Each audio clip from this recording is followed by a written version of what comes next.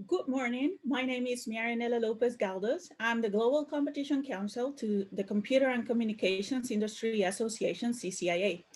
Welcome to today's program, where we will have the opportunity to discuss the proposals to change the US merger control system. As many of you know, CCIA has been advocating for sound competition enforcement and the promotion of innovation for decades. For the past 2 years, antitrust have become one of the key priorities of policymakers, and we've been observing and participating in many conversations about whether there's a need or not to change the US antitrust system to make it fit for the digital economy.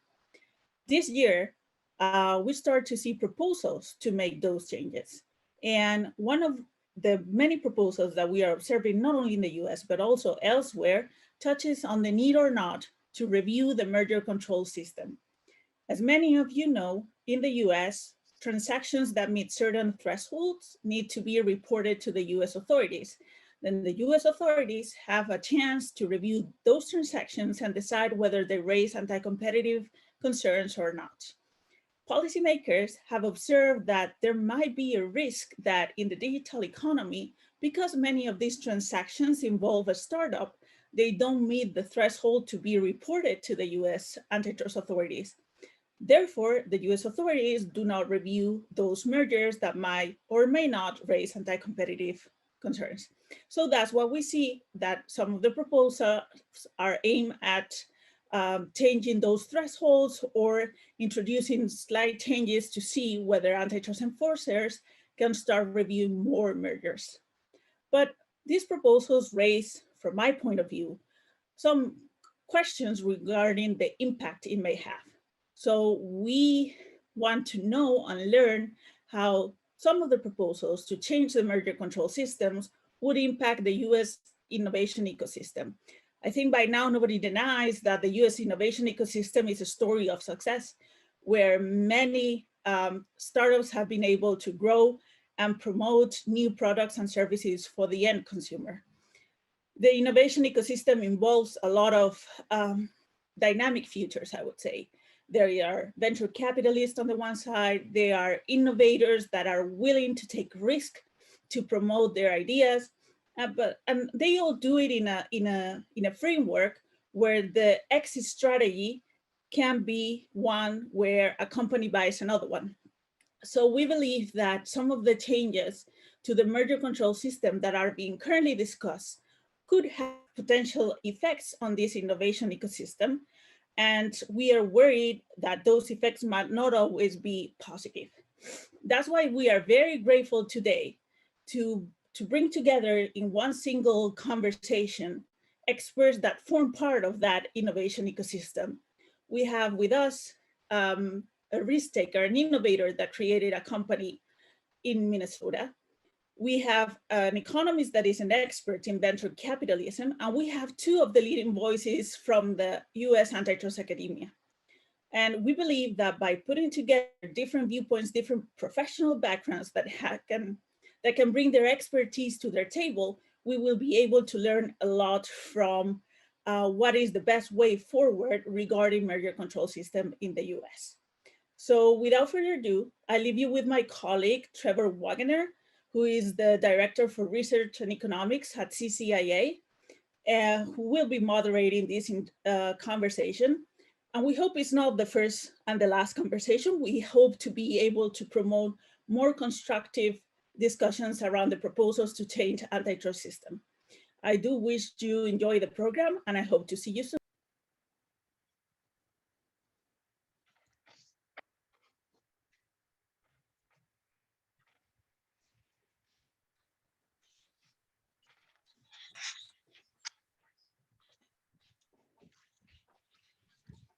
Good afternoon, and a warm welcome to our audience and panelists.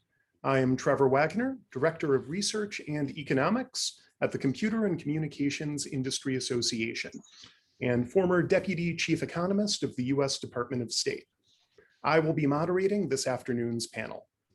I'd like to begin by introducing our panelists to the audience. Doug Melamed is a professor of the practice of law at the Stanford Law School. He was Senior Vice President and General Counsel of Intel Corporation until 2015. Mr. Melamed served in the U.S. Department of Justice from October 1996 to January 2001 as Acting Assistant Attorney General in charge of Antitrust Division and as Principal Deputy Assistant Attorney General. Mr. Melamed also was in private practice in DC for over 33 years. Parag Shah has been building software and technology solutions for the past 15 years. He has built solutions on both web and mobile platforms, including BlackBerry, Android, and iOS. Most of the solutions Parag has built have been focused on the hospitality industry, but Parag has also helped numerous companies with their technology strategy in various industries. Parag's current company is called Vimos, which is a payments and analytics company for the hospitality industry. The product enables consumers to view, split, and pay their checks at restaurants and bars without the hassle of asking for the check, a pain point we have all witnessed. Parag is also part of different organizations that advocate for software developers and platforms to provide a more free economy. Professor Danny Sokol is the Huber C. Hearst Eminent Scholar Chair in Law at the University of Florida, Levin College of Law. He is affiliate faculty at the Warrington College of Business and senior counsel at White & Case LLP. Susan Woodward is a financial economist and founder of Sandhill Econometrics. Dr. Woodward served as the chief economist of the U.S. Securities and Exchange Commission and as the chief economist of the U.S. Department of Housing and Urban Development. Before founding Sandhill Econometrics, Woodward was executive vice president and chief economist of Off-Road Capital, an internet-based investment bank specializing in later stage private equity placements. I'd like to give all of our panelists a warm welcome and then give them a chance to present a few high-level insights on some proposed merger reforms in the United States before we begin our discussion, as a way to provide useful background and context for our audience. Doug, do you have any initial remarks for the audience? Yeah, sure, thanks, Hugh. You know, the talk about merger reform and antitrust reform gets a lot of its political energy and certainly a lot of its news attention from the drumbeat from the populists and their attacks on big companies and particularly the tech platforms. But I'm going to talk about something else, more sort of inside baseball, inside the antitrust community, because there is a very large and growing sense, not universally shared, but certainly shared by many, that merger restrictions are too narrow and have not been enforced with appropriate vigor. These concerns are based on a number of analytical factors, data showing increased concentration in several markets and increased concentration across several industries. Merger retrospectives that show that mergers that have been approved by the government or not challenged have resulted in price increases or other evidences of detrimental consequences. Individual cases that observers think were wrongly decided. An increasing concern about small mergers that are not reported in the pre-merger reporting process, and so-called nascent acquisitions, acquisitions of startups or small companies that potentially could sort of nip in the bud the next big thing. And most important, in my thinking, are studies that show that mergers rarely realize anticipated cost savings or revenue synergies. These studies don't address directly other kinds of purported efficiencies, but they certainly suggest that perhaps merging parties are excessively optimistic about efficiencies. Perhaps paradoxically, one of the problems in merger enforcement, I think, has been the increasingly sophisticated econometric tools that economists and antitrust lawyers use to analyze mergers, which has created a kind of precision in some cases, and perhaps has caused courts to be unreceptive to cases that cannot be quantified because the data don't permit the robust use of these econometric techniques. And there's a normative issue as well that's very important. Antitrust law for about the last 40 years has been based in large part on a notion that a false positive, falsely condemning conduct that isn't anti-competitive is a more serious problem than a false negative, failing to condemn anti-competitive conduct. That's a dubious proposition, I think, but it's certainly one that's informed the law. It has been combined with the general notion that mergers are presumed to be efficient, which has put a big burden of proof on the plaintiffs seeking to challenge mergers. So there has been a push by many people within the antitrust establishment, manifest in speeches and proposed legislation and the like, for more aggressive merger enforcement, for the agencies to be more aggressive, for doctrinal changes to be made, changing the legal rules a little bit to make lesser showings of harm or lesser showings of likelihood of harm sufficient to condemn a merger, and maybe reflecting the uncertainty of antitrust law and the kind of risks of false positives and false negatives, a framework that's been used to say, let's recalibrate that and maybe under some circumstances, put the burden on the defendant to justify the merger. All of these changes in theory could be implemented by judicial decision as the law has evolved, but as a practical matter, they're probably going to require, most of them at least, new legislation. And that, of course, is a big question. Thank you very much, Doug. Parag, do you have any initial insights for the audience?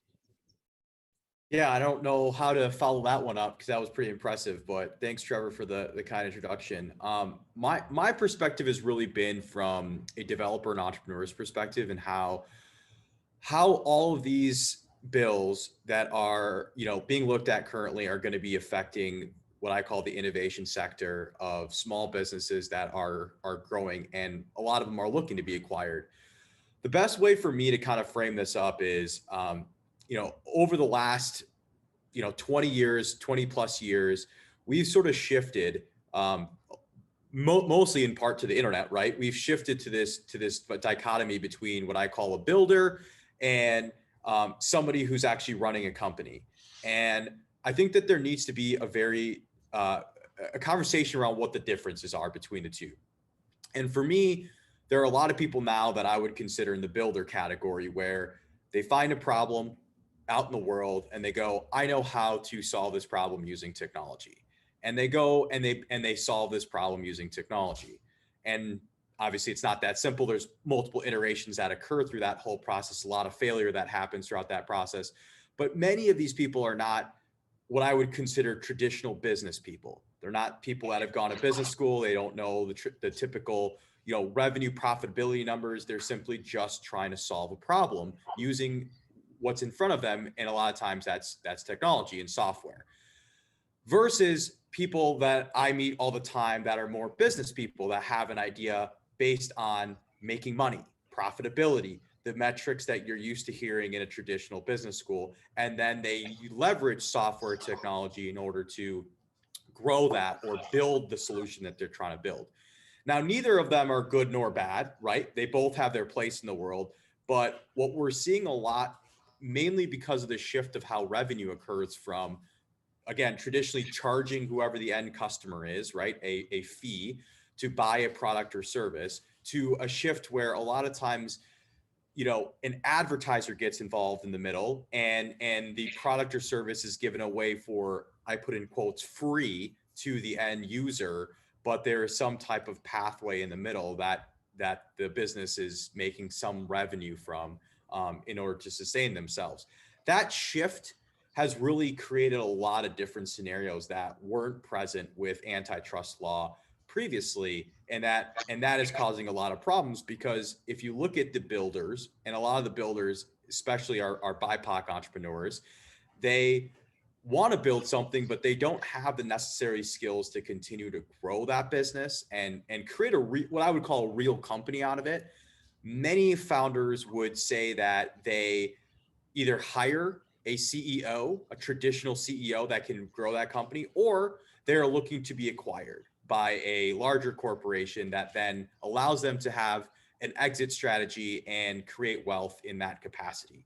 So when you talk about antitrust law and you talk about the burdens now shifting to the acquiring company, and you talk about the burdens of the price of which the companies are being acquired for, that all sort of has a trickle down effect into startup founders that are saying, we know that going public is probably not our exit strategy. That is very unlikely, and being acquired by one of our competitors or a larger organization that maybe even isn't our direct competitor is the pathway we're going to go.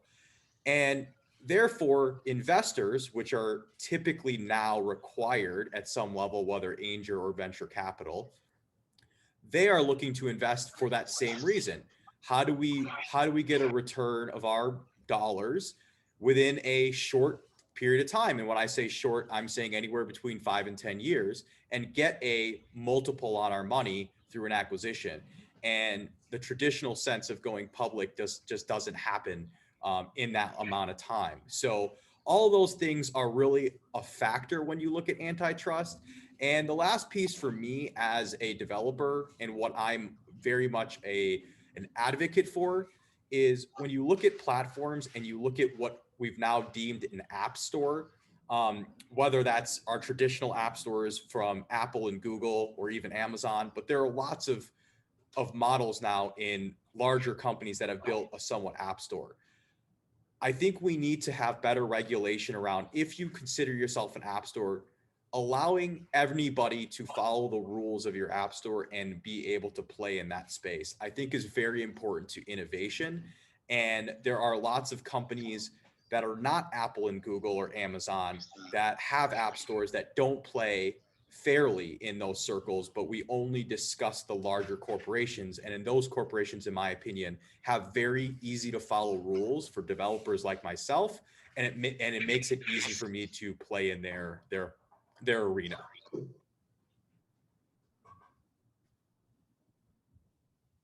Thank you very much, Parag. Danny, do you have any opening remarks for the audience? I have a few. I'll give some broader systemic antitrust remarks, and then I'll focus in areas that really the antitrust debate hasn't touched as of yet. So in a sense, I'm going to build on both Parag and Doug. So what do we know about antitrust merger law? We know that of cases that are litigated to a decision, plaintiffs win in horizontal merger cases more than 75% of the time. We also know that there are almost no vertical, or we could say non-horizontal, decided cases. But what we do have are a lot of consents. And part of this goes to what Doug talked about before. We have certain assumptions of vertical may look different than horizontal baked into antitrust law. And we do get a significant number of vertical decrees, which is to say there are limits as to the merger because we see both pro and potentially anti-competitive, and we weigh that overall the merger going forward is more valuable than not. That's just a review of where the law is and has been for some time. So the question is, why the concern? Why do we need to change the merger law? Is there something we are not getting at? And if there is, what is it? So it could very well be that we think there's a whole set of mergers we're not seeing, we're not looking at, and we need to block. And if those mergers are somehow broadly tech related, again, unclear, certainly the legislation would not suggest that this is limited just to a handful of companies, but actually there are a lot of companies that fall under the umbrella. And there are many different types of tech, biotech, hardware, software, et cetera, all of which would have a fundamental part of the business model threatened. And the question is, does that overall, this change in merger law, help or harm innovation and competition? And I would suggest that given what we heard from Parag about specifically, and he's correct, empirically we know that M&A as the form of exit is higher now than it's ever been before and has been basically since the Great Recession. The question is, if we don't have that, if we're limiting that, is there some kind of negative effect on innovation? The preview will be, yes, there is. The preview to, should we be concerned about, other kinds of forms of regulation? Yes, but that's a non-antitrust discussion, right? Did Sarbanes-Oxley Section 404 go too far on the competition side? Yes. Did Reg FD go too far in terms of stymieing competition for publicly traded companies, particularly small ones? Yes. But this part of the mix, plus the whole idea of venture capital funds, or for a limited amount of time, really matter. So I'm going to just quickly give overview of two additional things. Number one is we care a lot more now about ESG related funds, and we have a lot of first-time funds particularly that focus much more on diversity and inclusion. We change the rules now, many of those companies that we've invested in will fail. So to the extent that people seem to care, and I assume it's more than just lip service about diversity and inclusion, we are creating literally a shock in the system that will hurt diversity and inclusion of new businesses because they cannot exit. And to the extent that we are concerned about corporate governance failures, of which there have been many in publicly traded startups, I'd actually say that you have stronger due diligence and focus on really working through the problems of an organization in an M&A situation than we would more broadly in terms of day-to-day governance. And so M&A, it turns out, I would argue, actually is a check on some of the corporate governance type failures that we've seen. The IPO attempt of WeWork, and frankly, the internal compliance failures that we saw in Theranos as two examples. And I'll stop there. Thank you, Danny. Susan, do you have any opening insights for our audience? I do. I should remind everyone that I'm not a lawyer. That's not my only merit. I'm going to speak to the size and shape of venture capital and what the outcomes look like. And I'm going to start with a little bit about how venture capital works, just because in our initial conversations about this gathering, it seemed like a lot of the people had no idea how venture capital works.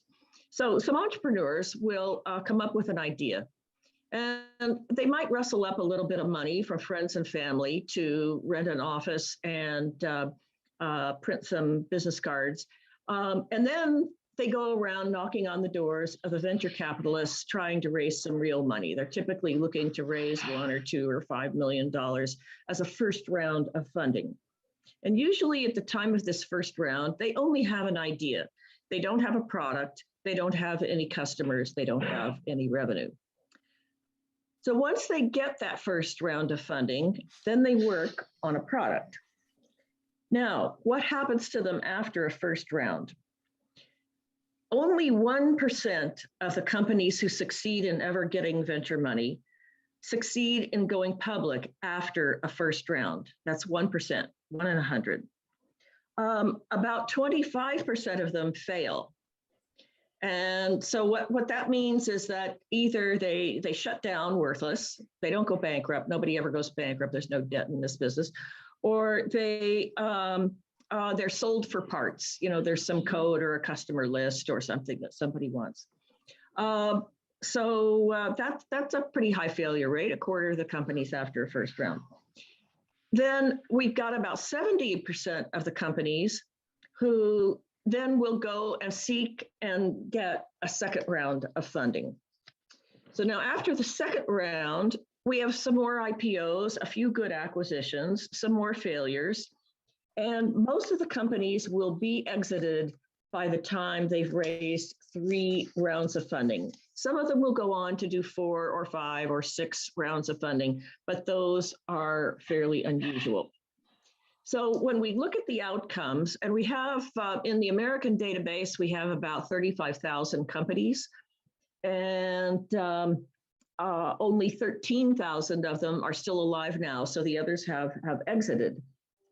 And over those companies, 11% have done an IPO, 35% have shut down worthless, and 54% have been acquired. And a lot of those acquisitions are quite sad because they're acquisitions for less money than the company raised. And so the investors don't get all of their money back, and the entrepreneurs walk away from the deal with nothing. So our estimate is that about 60% of all companies, that's the total failures plus the crummy acquisitions, are situations where the entrepreneurs get nothing at the end of the company's life as a venture-funded company. Now, among the acquisitions that are a success, there are some quite interesting successes, of course.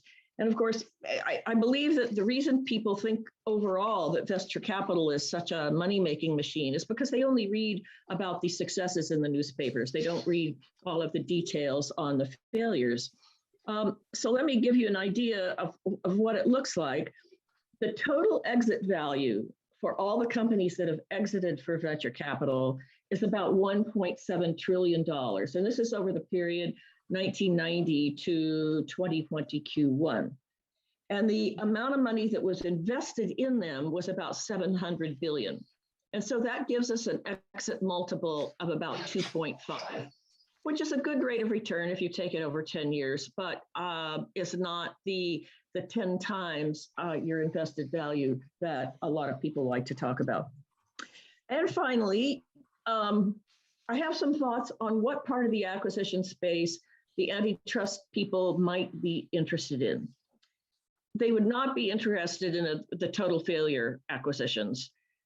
They would not be interested in any company that's acquired by a buyout fund. These are the private equity guys. They're not being bought to be killed. So that hacks off another bunch of them. The ones that are likely to get the most scrutiny are the ones that are acquired by other great big companies, and these are quite numerous.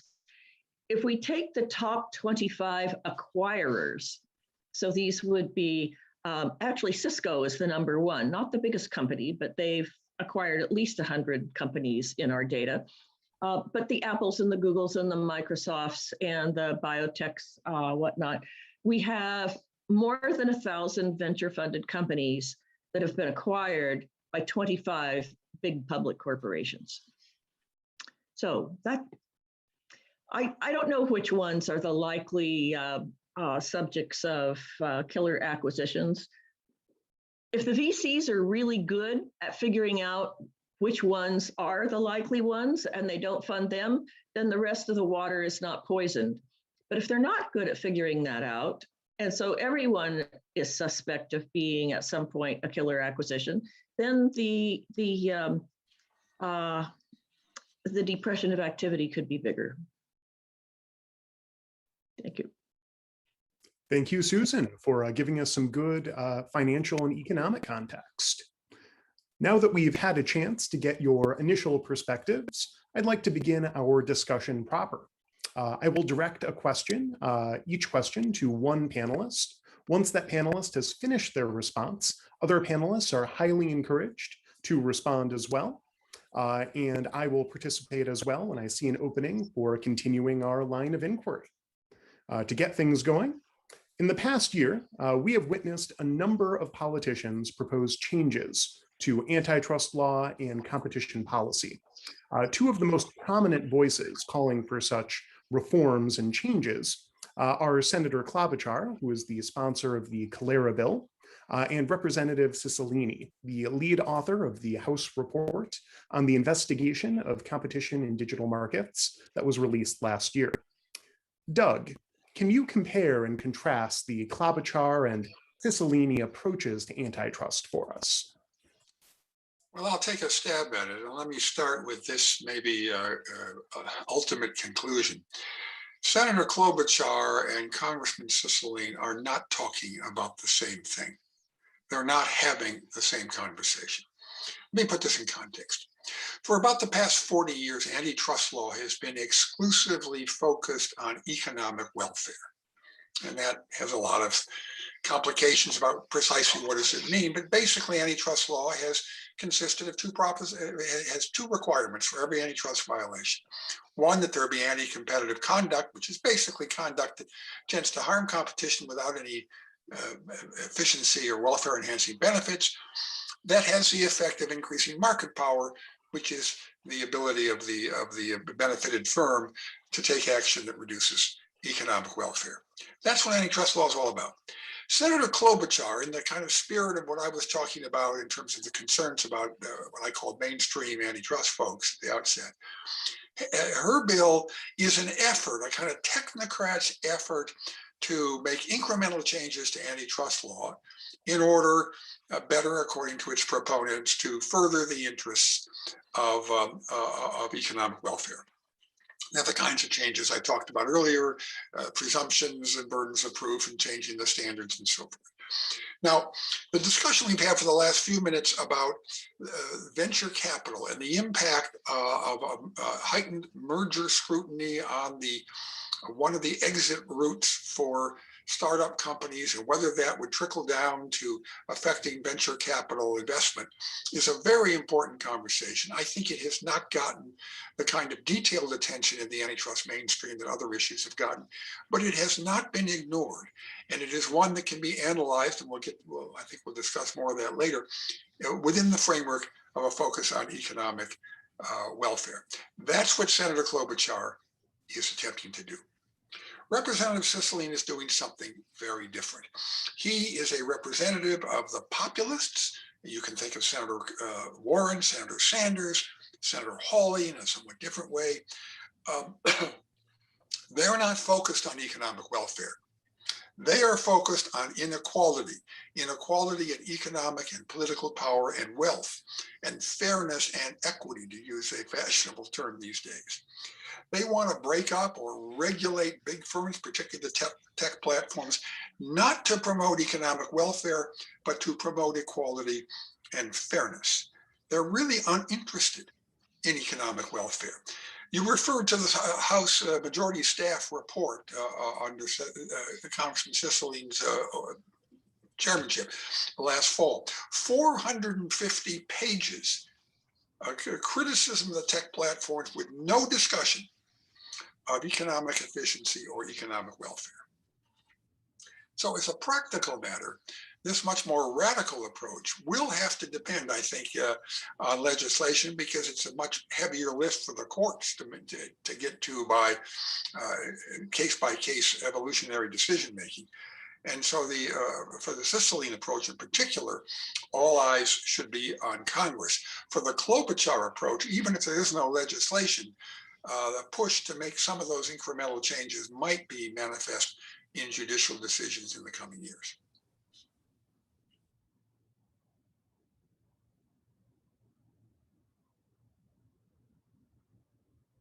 Do any of our other panelists have thoughts on sort of the distinction between the Klobuchar and Cicilline approaches?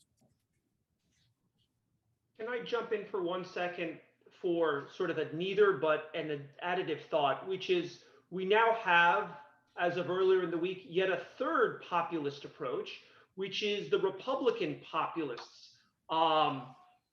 And their viewpoint in some ways parallels that of the Democratic populists, but in some ways is distinct, because for them, it is not so much a redistribution as it is some kind of unfairness, particularly with regards to political positioning within certain platforms and rules that they perceive to be unequally provided. And this is the Josh Hawley bill that in some ways looks almost the same as the Cicilline bill in terms of what it would seek to do. So I simply add to what Doug says, that we see populists on both left and the right that would fundamentally transform how we think about this entire ecosystem.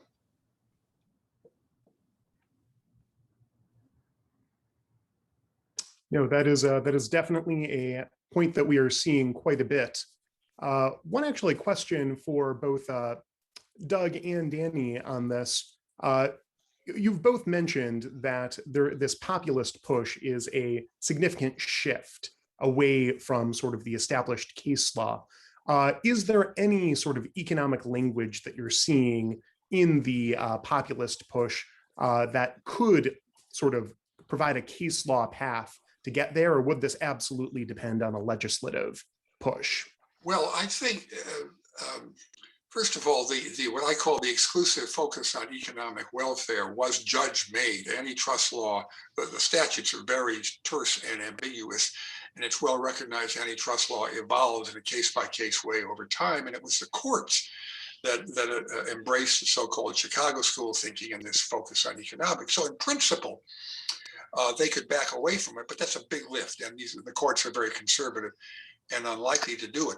I do think, though, that the Hawley bill is interesting because although I think it's really populist rather than economically focused, he talks about the sole purpose of antitrust as being to protect competition in the United States, which sounds a lot like economics. I think he's really talking about fairness for smaller competitors and the like, which is not a welfare enhancing formula necessarily.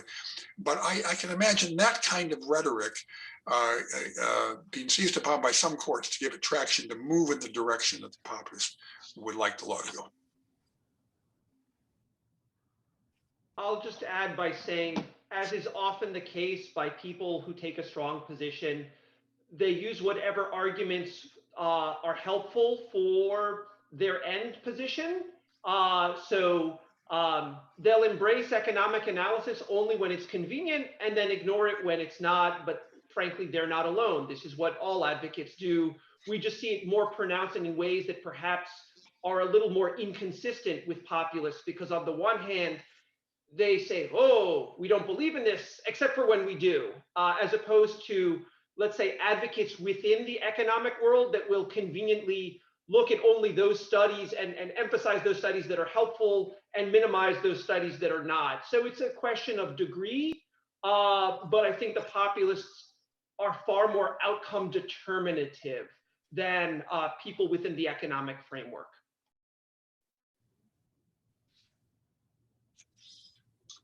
That's a good framing. All right. Now, many of the voices that are expressing concern about changes to antitrust law and competition policy are tech entrepreneurs and venture capitalists who fund small tech startups.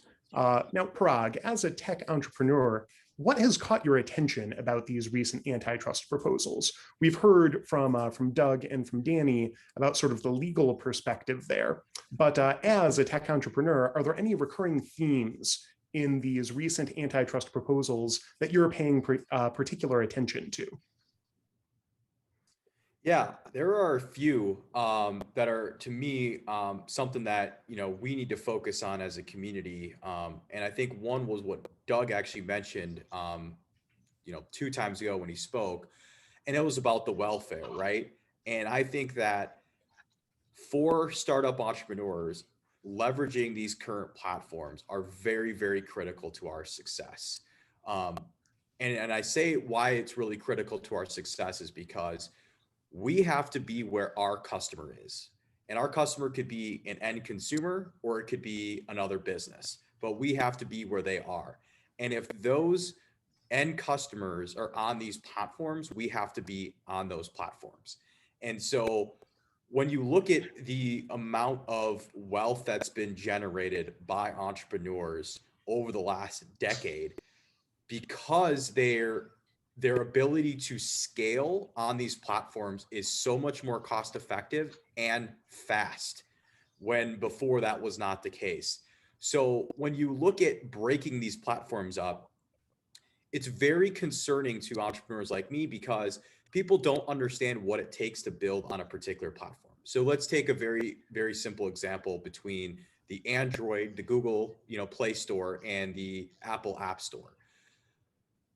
It wasn't too long ago that you had to have 2 different code bases in order to develop on both of those platforms.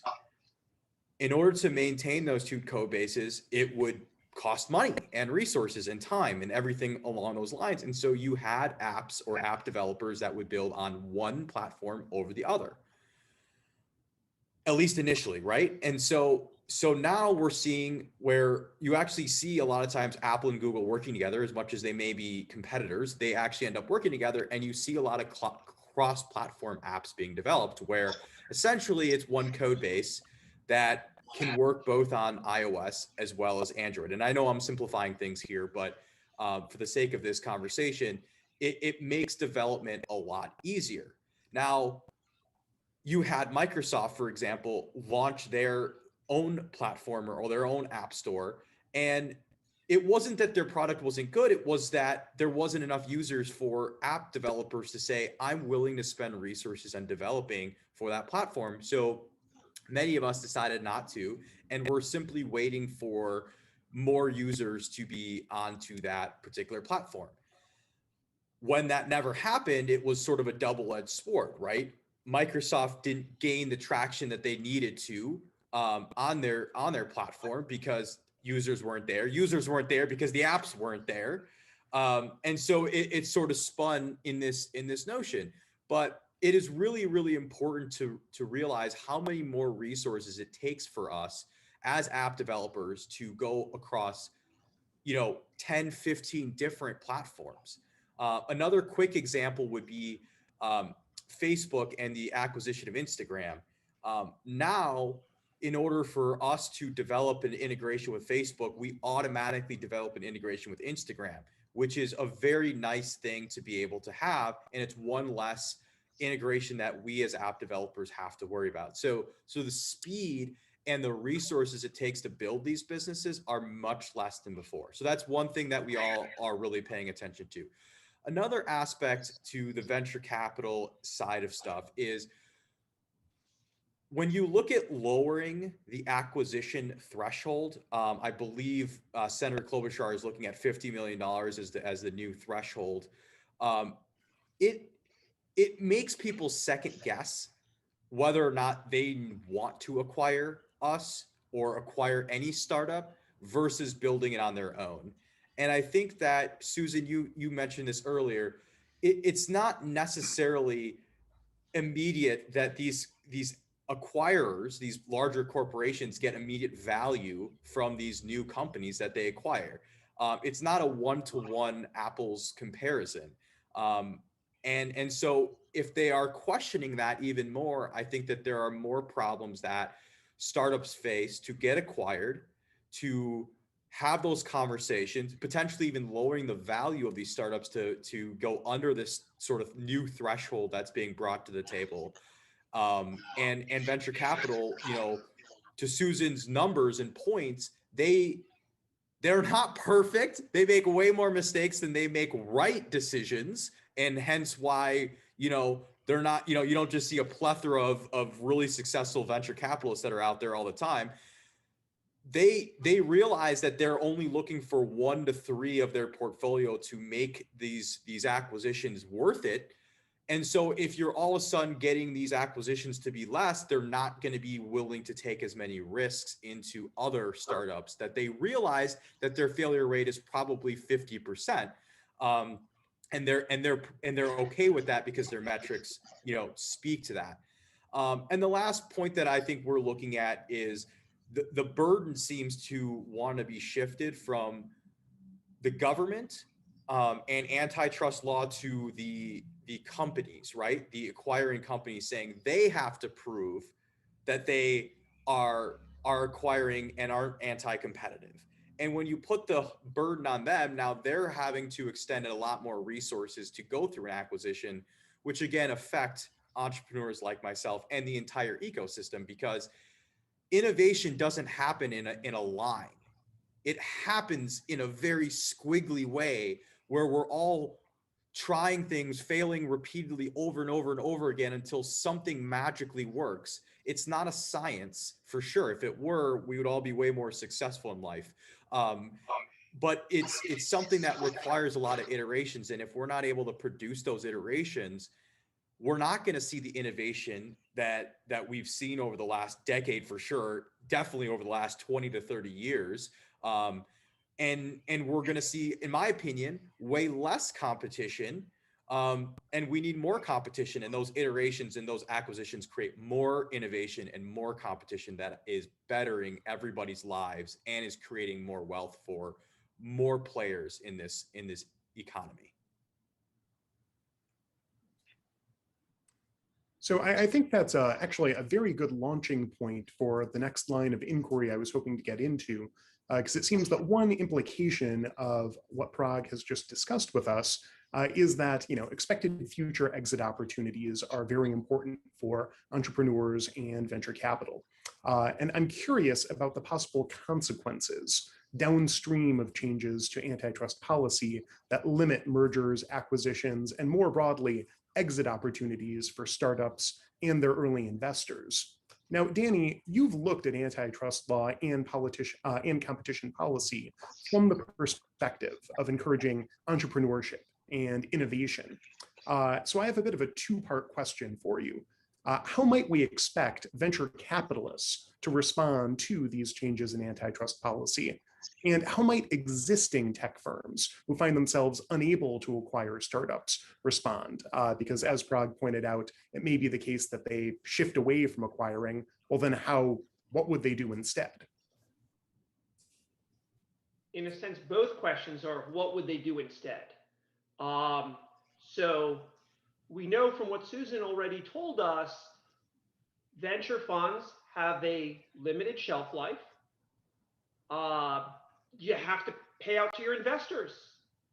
And so if you no longer have M&A as an option, I guess you have to double down on an IPO market that frankly is not as easy to navigate now as it had been in the past because of other regulations. I'm not saying that Reg FD is not valuable, and I'm not saying that Sarbanes-Oxley is not valuable. I'm simply saying there are a series of trade-offs. If those are the rules that you want to have, empirically, it's clear we've seen from a number of studies that this negatively affects exit opportunities for venture capital. So the question for venture capitalists is, how do they get their money out?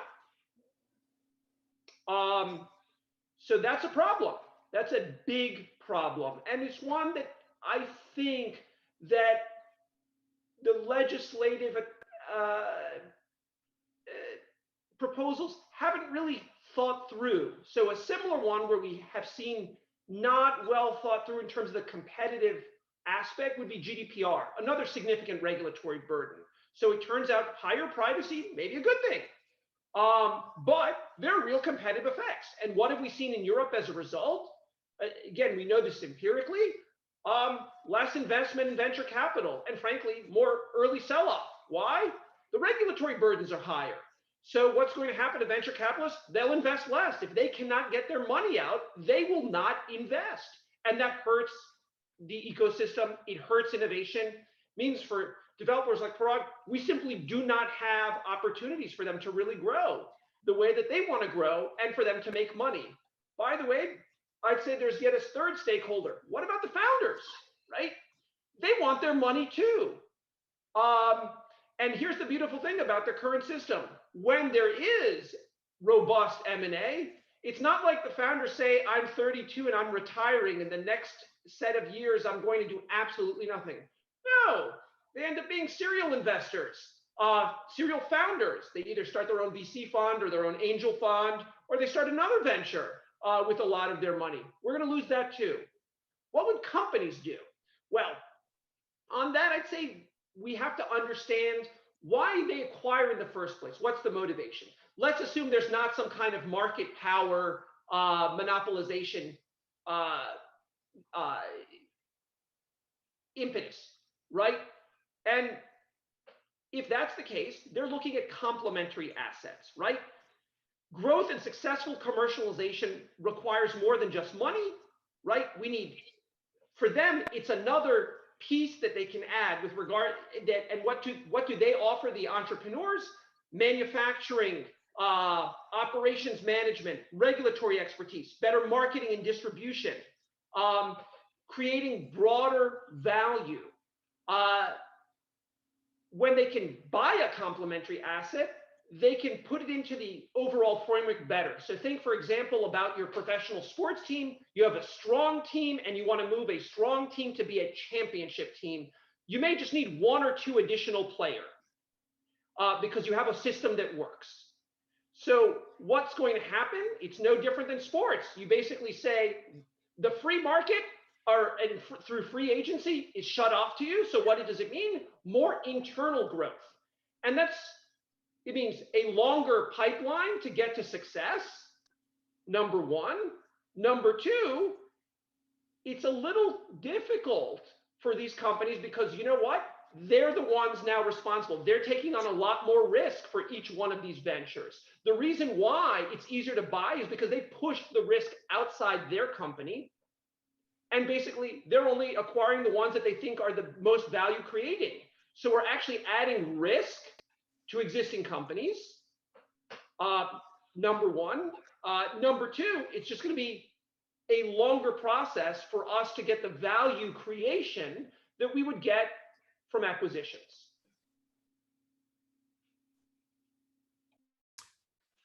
Now, that is actually a very interesting, several lines of inquiry can come from that. One of them that I think is highly salient is sort of looking at the funding side, because venture capital has come up several times now in our discussion. And we've explored some of the incentives that are faced by venture capital firms and how they might respond to changes in antitrust policy. Now, I'm curious, Susan, you're an economist who has long studied venture capital, and you come at this from an economic perspective rather than a legal perspective or a business perspective per se. So I'm curious if you have any thoughts on the magnitude of the potential impacts to venture capital funding for startups in the event of changes in antitrust policy that significantly reduce the capacity for M&A exit opportunities. So how many startups could in principle lose VC funding, and how much total VC capital is potentially at stake in the event of changes that completely eliminate an M&A exit opportunity for tech startups? Okay, I've got a couple of numbers for you. When I think about the 11,000 acquisitions and which ones among them would be discouraged, I can carve out a bunch. 1,500 companies were acquired by an entity outside the US. If the goal of antitrust law is to protect competition in the US, then we don't need to worry about those. Then we've got the ones that are acquired by the buyout funds. That's at least 500. So those in principle shouldn't be scrutinized. 4,500 were acquired for values below the amount of money that they raised. And so those are money losers. As Department of Justice going to get excited about them. Possibly, in principle, they could be still killer acquisitions rather than useful acquisitions. But then we get to the great big guys. Out of the 11,000, only 260 companies were acquired for values of 500 million or more. And 1,500 companies were acquired for 100 million or more. And I don't have a 50 million number off the top of my head, but if you gave me an hour with my spreadsheets, I could figure that out. So again, it's the question of what business the companies are in, and are they likely candidates for someone to want to kill them? And hence, would they be acquisitions that Department of Justice or the Federal Trade Commission would want to inhibit? And I don't know. I'd want to go through them company by company and make an assessment for the more valuable ones. Now, if we can extend on that a little bit, one thing that we often hear here in DC is that IPOs are a potential alternative to mergers and acquisitions. So, why is it, some people say in DC, that M&As are needed at all when public markets are available and these firms can just IPO? Susan, is there any reason why IPOs aren't a perfect substitute for M&As? Well, it's a huge mistake for any company to even consider going public at a valuation of under $100 million. It means just out of the feasible set. And so that means that out of our 11,000 acquisitions, we've only got 1,700 companies who could have conceivably done an IPO. And even then, it's very nervous making. I mean, there's a lot of research on what happens to companies after they do an IPO. And if you look 5-10 years down the road, 28% of the companies are gone. half of them, 14%, have failed outright, and they actually do go bankrupt. They have some kind of a Chapter 7 liquidation. The other 14% have been acquired by bigger companies. And so for a lot of companies, the strategy of going public is just to get yourself priced so that then somebody will buy you. So the fraction of them that could become standalone public companies is really pretty small. Acquisition is that's the goal. Create something valuable to somebody else. I've watched lots of them up close and personal. I have a couple thoughts. I think the comments that Parag and Danny and Susan have made about the potential adverse impact of a more aggressive merger policy on VC investment, and I use it as a shorthand for capital going to startups and other innovative firms.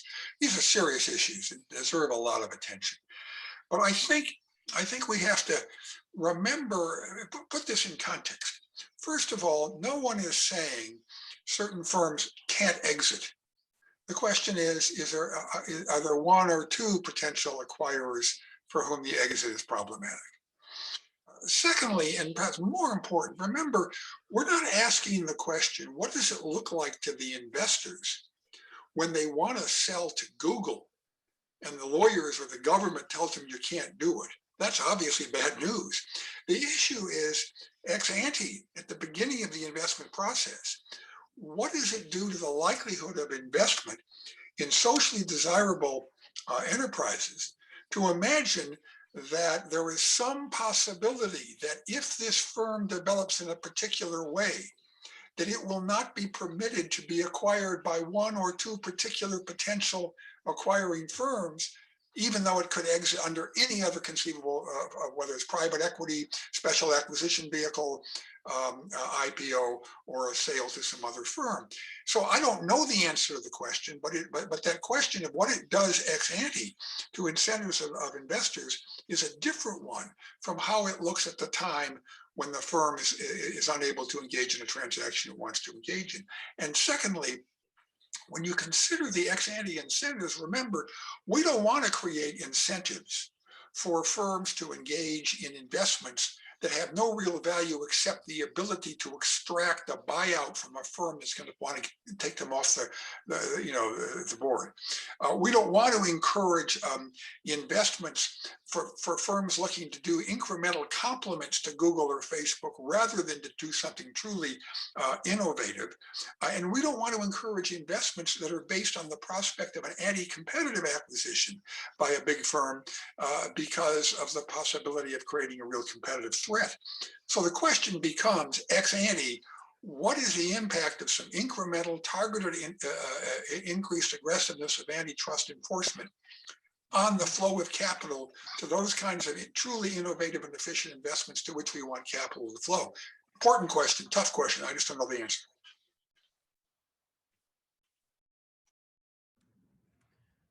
Can I just jump in for 1 second here? Because I think Doug just made a phenomenal point.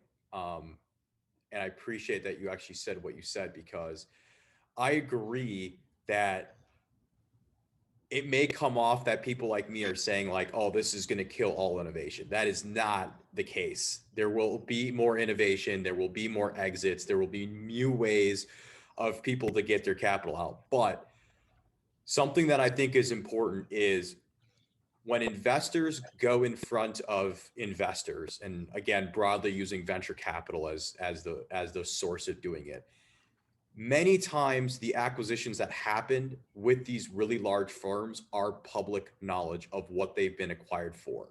And many times smaller acquisitions with smaller firms do not go public in terms of the amount that was what the acquisition was for. And when we are raising capital, we use those numbers to price our rounds and price the value of our company, because the reality is most entrepreneurs who are raising venture capital money are probably not profitable at that time. And so we need some mechanism to say, hey, this is what we believe the value of our company is today, and this is what we think the value of our company is X amount of time from now. And this is what we reasonably expect if things go right, that here's your return on investment. So yes, there are probably 100 other ways to leave and get the capital out and to create wealth. But a lot of times these bigger corporations will price a lot of these industries and help investors understand the value.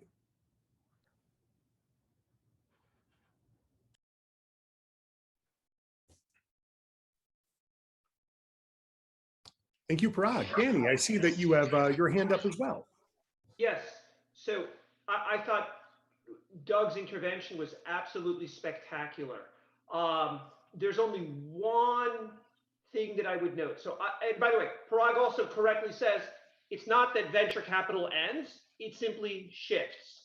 So the question is, Doug, I'm not sure that this is just a small incremental change. The number in the Klobuchar bill of companies that would fall under this ambit of having very significant restrictions is over 100. These are the companies across industries that really are the drivers of innovation because of the complementarities. So I think it is more significant, but with what Parag mentioned, he's absolutely right. It's not an end. And I don't want anyone to think that this is literally the end of venture capital. It continues, frankly, even it continues in Europe in spite of GDPR. It's simply that it takes a different form and it does close off in some ways. So we also know in Europe that AI-specific venture capital investment is down. And it does seem to be linked to GDPR in part. So we have a set of concerns and they're simply trade-offs. And my biggest issue is simply, I don't think that we've seen enough thoughtfulness about the nature of what these trade-offs are. And if we have a better sense, and if there's a particular problem, we should have more targeted responses to the specific problems. Otherwise, we end up, as was the case with Section 404 of Sarbanes-Oxley, with probably overly broad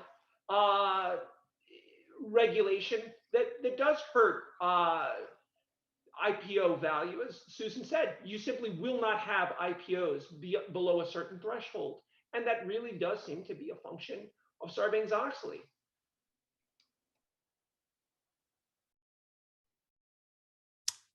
I think that is some very good context. One quick follow-up, if I may. Danny, you've mentioned and you've written about the importance of complementary assets to commercialization of a lot of innovative products, especially in the tech sector. Can you explain how it is that complementary assets aid in commercialization and how restrictions on M&A might affect startup access to those complementary assets? I think it's important that we get a little more context on what you mean by complementary assets here.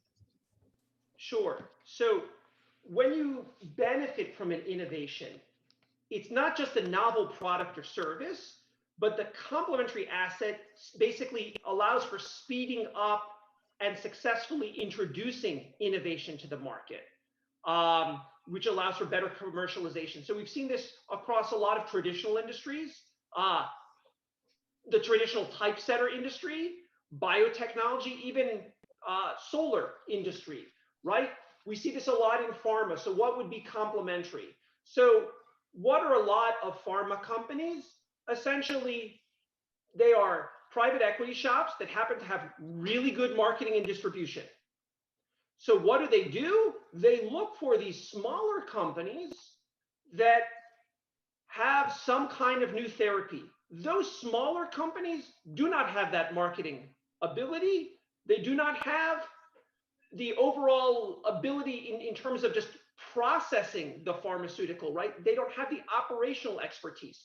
But if you take that complementary asset of that new pharmaceutical product and plug it in to any one of a number of larger pharma companies, boom, what you have is not 1 + 1 = 2, you have 1 + 1 that equals 10.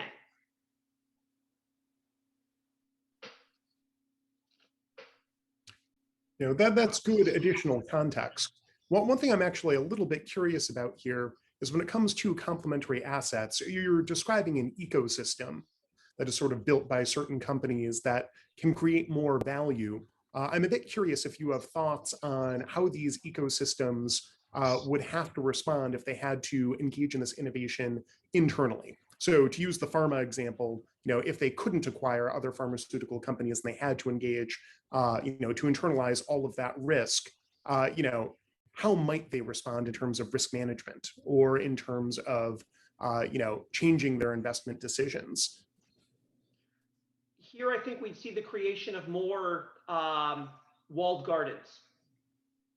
And that's not necessarily good for competition to have a walled garden. That is a walled innovation garden. That only pre-selected ideas can actually reach and win attention.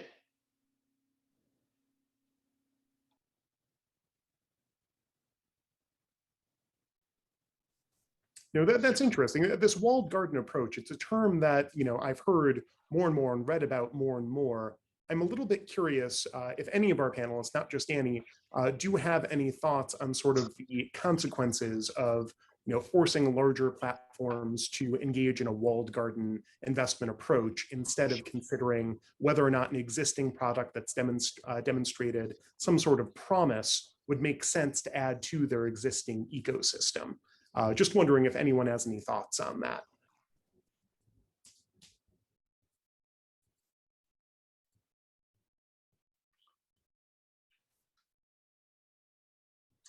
I think the question is whether we need regulatory intervention or whether we can rely on the individual entities to optimize their strategy. So Apple has chosen a walled garden approach. Google has not. Microsoft did not in the desktop space or the computer space. These business models have coexisted, and they reflected different strategies, just the way automobile manufacturers making SUVs or sports cars reflect different strategies. I don't know that there's a case for regulation in general with respect to this question.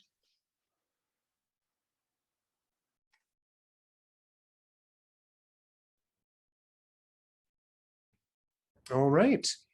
Well, what some advocates of aggressive restrictions on M&A have suggested is that more aggressive antitrust policy would foster a return to the supposed halcyon days of tech entrepreneurs primarily aiming to grow their business into an independent, profitable, long-term business that's totally separate from any of these complementary assets or separate ecosystems.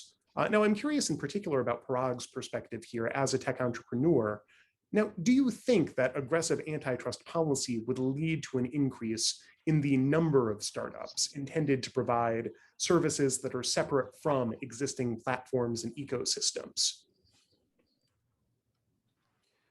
I think the answer to that is yes. It would lead to more doing it, but I'm not sure that the success rate would be as high as it currently is. I think the challenge that entrepreneurs face today that they didn't face, years or decades ago is these bigger firms are able to provide services at a much cheaper rate. And a lot of times the end customer doesn't pay anything to see value in their services. So for a tech entrepreneur that's trying to compete in those particular spaces, and those aren't all the industries that are out there for tech entrepreneurs. There's plenty of business to business enterprise solutions that make money, that are profitable, very early, even in their life cycle. It's just that we all talk about the ones that we know, and the ones that we know are the big players in this industry. And so if you take that approach, it is very, very difficult for entrepreneurs to compete with the bigger dominant firm in that industry if the goal is to get profitable from an early stage, right? Susan kind of outlined the number of funding rounds that are pretty typical, which is 3. If you're expecting these entrepreneurs to be profitable after, let's say, funding round 1, I think it is going to be difficult to compete with a lot of these larger players in the market, and they're not going to be able to do that, and they're going to have to make decisions early that I think will help hurt their growth in the long term. And again, there are plenty of companies that I think would be created that are business to business, but then now do you have a bunch of entrepreneurs that are servicing these current larger corporations?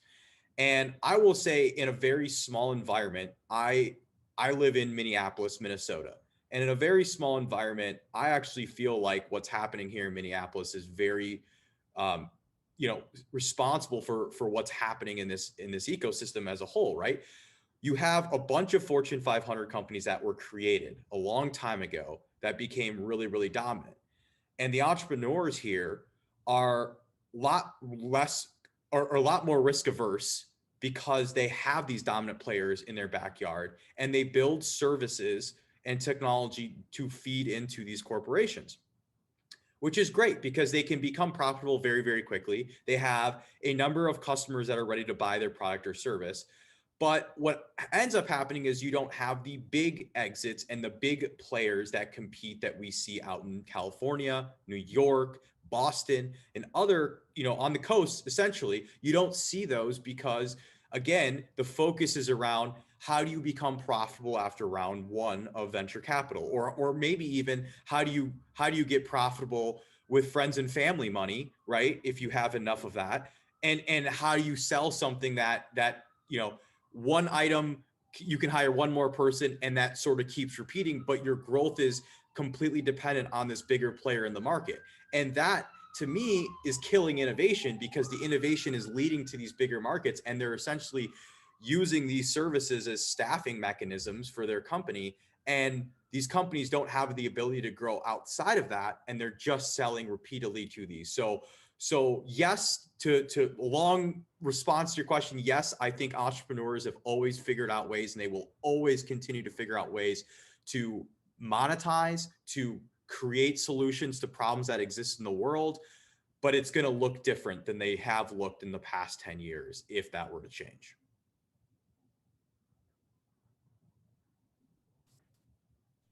That's good context.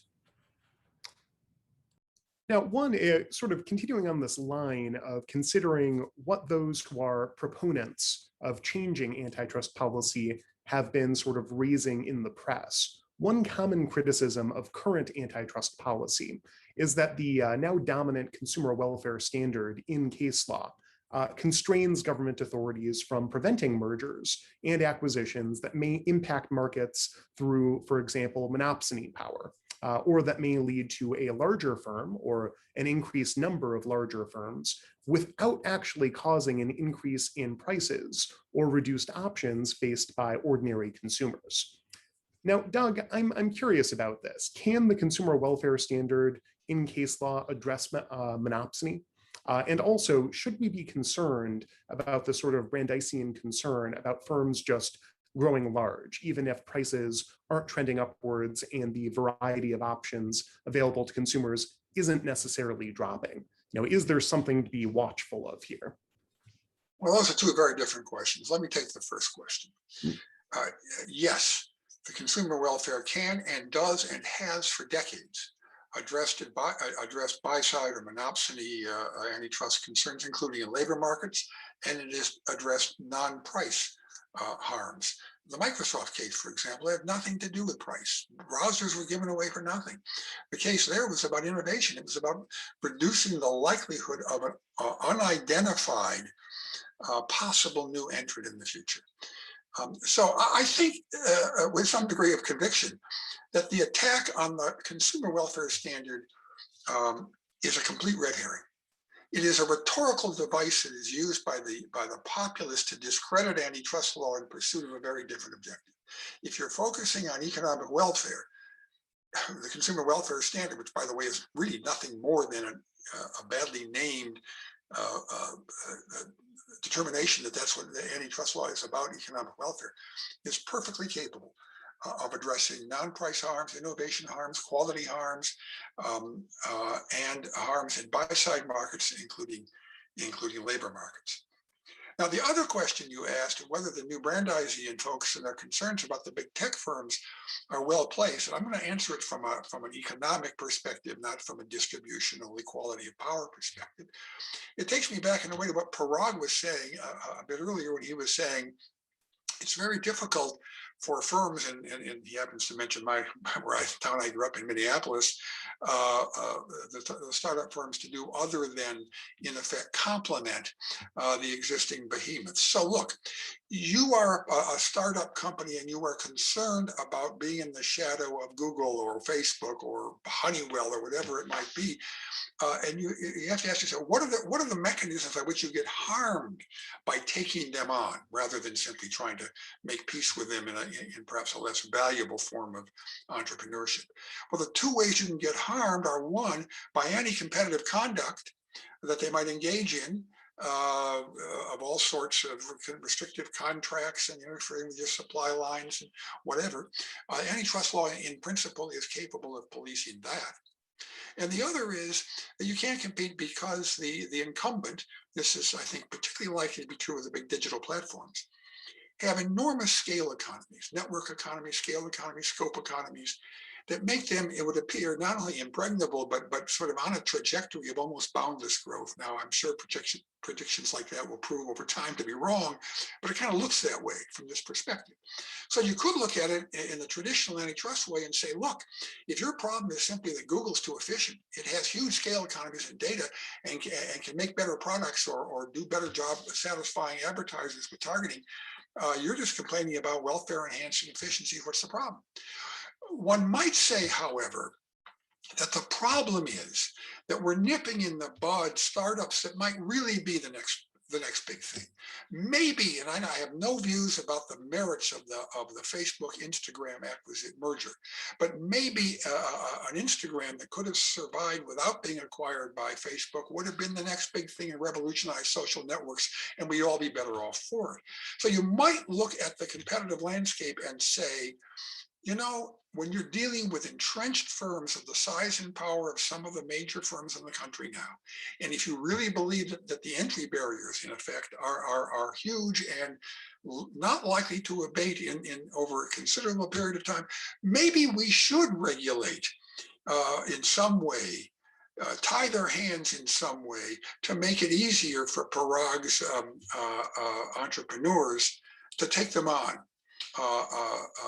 Engage them really in competition rather than a competition that will be futile because they won't for the first few years have anything like the scale benefits that they would need to compete.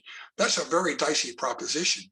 It's not, what I'm talking about is the economic focus and a fine-tuned regulatory intervention is really not, I think, what the new Brandeisians have in mind, but the concern about the size of some of the platforms, I think, is one that needs to be taken seriously.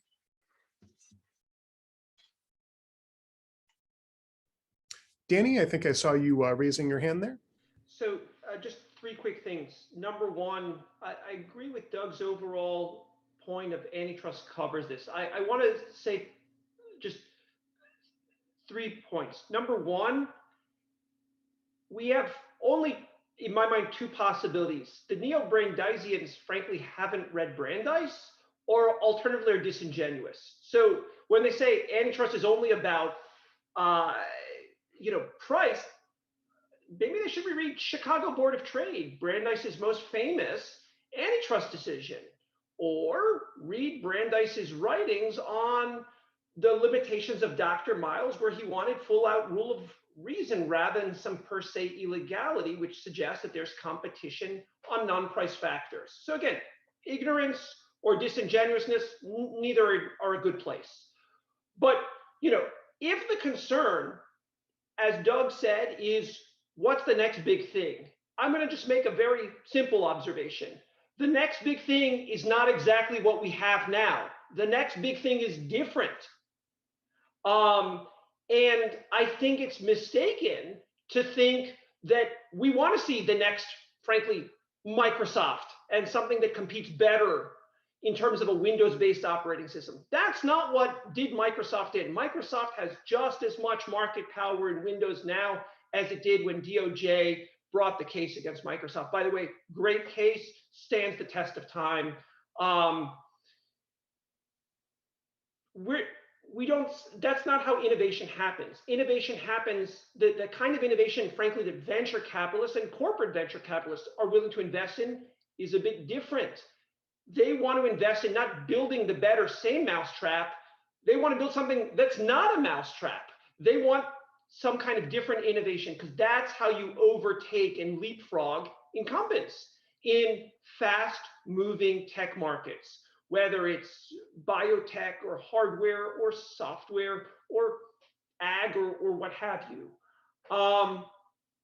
Third point in this area is Doug is right in terms of the outcome that the populists want. They just think big is bad. So in that sense, they've read only part of Brandeis, the non-antitrust part of Brandeis.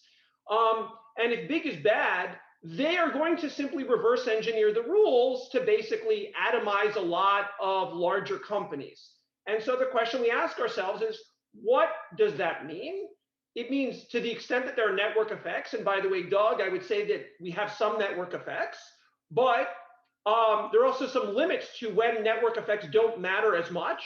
And to the extent that there's value creation that outweighs anti-competitive effects of these networks or of these platforms, we're destroying those by basically saying, we just don't want size. And again, is that really what we want to be doing? Because again, there are trade-offs there, and frankly, it is distributional trade-offs. So who benefits the most from quote unquote free? Because what is the alternative? Things that we pay for. That would be poorer people. And again, it's a set of trade-offs that we haven't heard articulated.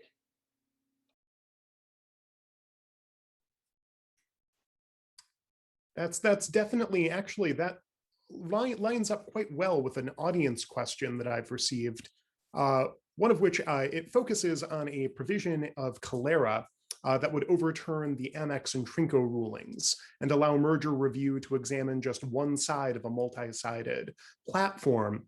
But this really does come back to a broader issue that we do see in tech.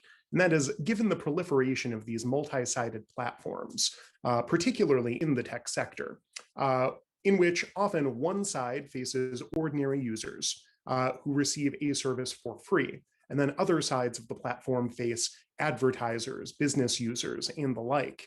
How might allowing merger review on the basis of just one side of a platform affect ordinary users? And this seemed to be sort of a natural jumping off point from Danny's point that many of these services are free to ordinary users, which is sort of a distinctive business model of the modern era.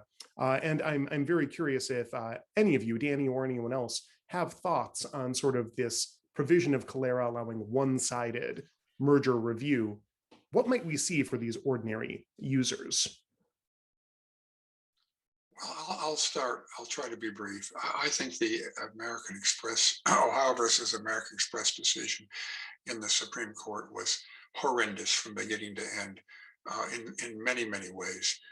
One of them was the ruling that in all cases involving transactional platforms, which is a subset of all platforms, a two-sided market has to be defined.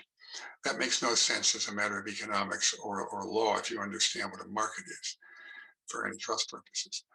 But I completely agree that one cannot ignore the other side of the platform in doing the antitrust analysis. One cannot say, oh, well, I have one set of people trading with this platform who are hurt. I don't care if my intervention is going to impose even greater harm on someone else. These are very complicated questions. So I don't have a problem, frankly, with the effort in the Calera bill to basically overrule that part of American Express. But that doesn't mean you just look at one side and ignore the other side. It means these are very difficult problems that have to be decided on a case-by-case basis.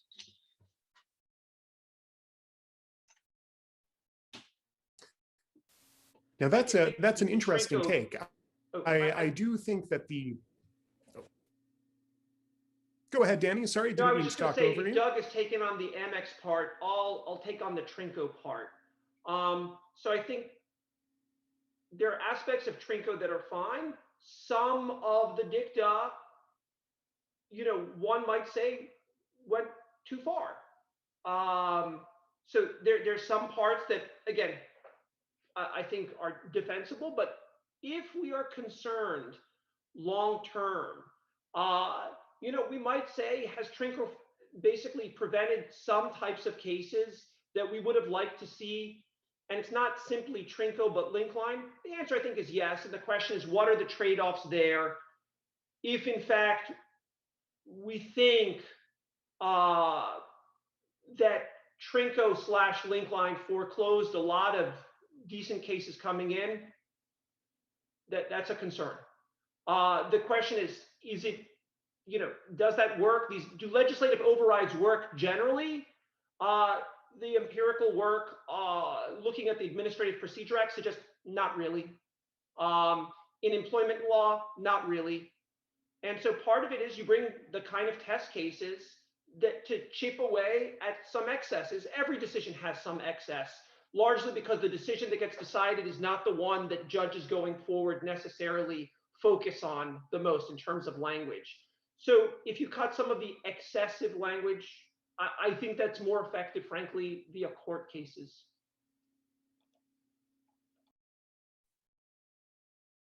That's sort of an interesting contrast there. I'm looking at sort of Amex and Trinco together and sort of trying to tie up this audience question on sort of the case by case basis that Doug raised. I am a little bit when it comes to case by case, as Doug raised, how you see that differing from sort of a consistent multi-sided review, because it did seem as though the early part of your answer looked at sort of, needing to make sure that we're not ignoring consequences for ordinary users on one side of a market when we're looking at consequences for, say, the business users or the advertisers on another. So I'm sort of curious where that distinction comes into play for you. Are you addressing that question to me? Yes. Apologies, okay. Doug. Yes, meant to direct it to you.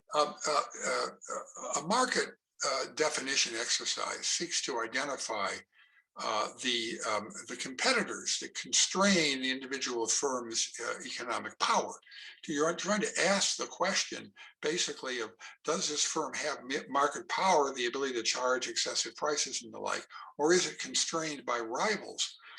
When you try to define a single market on both sides of a platform, you often wind up finding that the constraints on one side are very different from the constraints on the other side. And it becomes almost an impossible exercise to try to determine which set or sets of possible constraints might be deemed to be in the market. And the constraints on the other side actually don't directly affect the exercise of market power on the one side in any event. So it's just an incoherent and unworkable approach to market definition. I think the court had an erroneous assumption that the transaction platform sold a single product on both sides. But even if you accept that premise, doesn't solve the analytical problem of trying to solve a market on both sides. But, and in many cases, the harms on one side have no real impact on the other side. That was probably the case actually in the American Express case on the facts, which the majority in the Supreme Court basically ignored. But it might have had an effect. In principle, one could imagine that that raising the merchant fees in that case, or preventing the merchants from steering toward cards that charged a lower fee, would have an effect on the number of merchants that accepted the card, and that in turn then could affect cardholders. And you can trace that through analytically and determine, what are the consequences of the various of the conduct at issue. And then come to grips with the question of whether on balance that conduct is desirable or undesirable. But that has to be on a case-by-case basis, because in many cases, there's no need to trace it through, either because the effects move in the same direction or because there are not substantial effects on the other side of the market. So is it fair to say, and actually I think this is a good question for both you, Doug, and for Danny, from a legal perspective, just very quickly, it sounds like market definition is sort of the key factor here that makes it really need a case-by-case analysis. Is that a fair takeaway? Well, I think most, and there are very few per se cases. Everything else is done case by case. So I think, I mean, and that's the beauty in large part of antitrust. So I think you need a case by case analysis in every case. And one of the problems with the American Express case is both in the ruling about market definition and in other rulings, it adopted a lot of legal propositions that basically took away a careful assessment of the facts and tilted the playing field in favor of defendants. I'll simply add very quickly a few things. Number one, from an economics perspective, it's not necessary to always define markets. What we've done as a matter of law is we've taken an economic idea and tried to put it in a way that works in a way that is legal and administrative, but the attack on market definition has been longstanding. But it's useful. It's useful for judges. And I think we keep it largely for that reason. But I just want to echo a different part of what Doug said. These are complicated matters, and to think that we could just simply overly simplify it and wish it away doesn't reflect reality. And actually, given how important market definition is in cases, we have many cases where it says this is most of where the case comes down to. Define the market one way, you win. Define it the other way, you lose. So it's not clear to me, by thinking about effects or on market definition, that we actually end up with economics having less power. Simply, we shift where the economics matters from the competitive effects side simply to focusing a lot more on market definition. So we're simply playing with things, but overall, I think economics will still continue to matter in the courts and in front of the agencies.